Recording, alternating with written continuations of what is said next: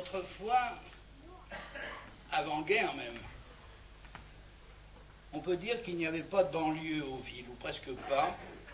Dès qu'on sortait de la ville, on était en campagne, il y avait l'herbe, il y avait les vaches. Si bien que les fermiers qui habitaient tout près des villes descendaient en ville pour vendre leurs produits, comme ils le font sur le marché, dans nos campagnes.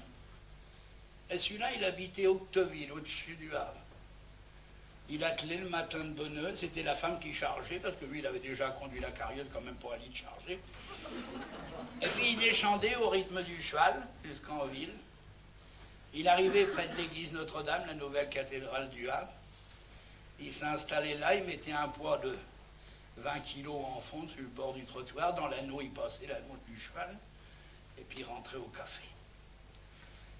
Il met un petit sou. Alors on lui servait un café, une goutte. Il buvait ça doucement, puis au bout d'un moment, il sortait. Mais dehors, il était tout près des bassins, ça. Il fait frais. Il commençait à grémir, alors il rentrait, puis il remettait mes chats. Alors il reprenait un café, une goutte. Puis quand il sortait, le chaland arrivait, alors les clients, il disaient, tiens, où là, où? Ben oui, je n'ai acheté mon bord. Ben, il dit, vous n'avez pas acheté ça comme ça, mais il dit, on vient prendre quelque chose. Il rentrait à nouveau, puis il reprenait un café, une goutte. Seulement, il reprenait café-goutte, café-goutte, café-goutte, jusqu'à 2 heures de l'après-midi. Si bien que quand il remontait dans sa carriole, c'était le joie qui conduisait. Mais seulement les chevaux, c'est comme les gens, vous savez, il y en a qui ont de la piété, puis il y en a qui n'en ont pas.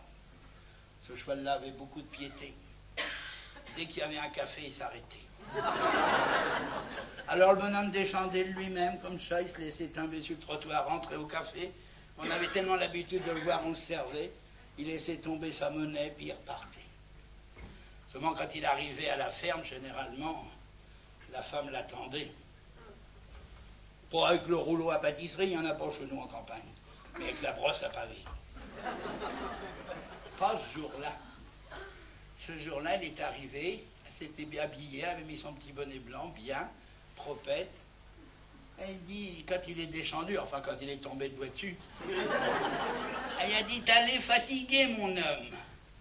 Il n'a pas répondu. Vite, hein, j'ai préparé quelque chose, ça va te faire du bien. Il est rentré, il est tombé sur sa chaise, bien assis. Il y avait une grande assiette. Elle a pris dans la soupière une soupe épaisse, elle accrocha, vous savez, où la cuillère tient debout. Ça vous cale, ça. Alors il a regardé ça, mais pas comme on avale chez nous. Comme ça, on aspire fort, voyez-vous, comme ça. Et puis, elle lui en a resservi une deuxième fois. Il a continué. Puis il a dit, tu veilles, c'est pas, mais je me sens un petit peu fatigué, je vais me coucher. Bah, continue, mon père. Alors il est allé se coucher, il faut vous dire que le lit était dans la même pièce, à cause de la chaleur de la cheminée. C'était un lit très haut, comme on avait autrefois. Alors la bonne femme s'est déshabillée, a mis son petit bonnet, s'est glissé. Et lui, il a continué de moitié tout seul. Au bout d'un moment, comme ça traînait, il dit, qu'est-ce que c'est que tu fais? Tu viens pas? Pas répondu. À la fin, après avoir bien mangé, il s'est levé quand même, il a pris la casserole, il a chauffé un dernier coup de café, puis il a repris une dernière goutte, et il s'est décidé à s'approcher du lit. Alors il s'est déshabillé, et puis le lit était haut, comme je vous ai dit, alors là il s'est élancé. Dans l'état où il était, oh il est parti, il a passé pas-dessus, sa bonne femme est tombée dans la ruelle.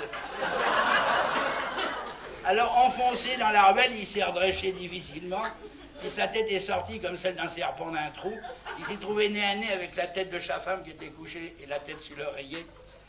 La bonne femme a pouffé de rire, a pouffé de rire. Et elle a eu ce mot merveilleux, et a dit, c'est bien de thé, mon bonhomme, c'est bien de thé, hein. Si j'avais été un café, tu te serais arrêté.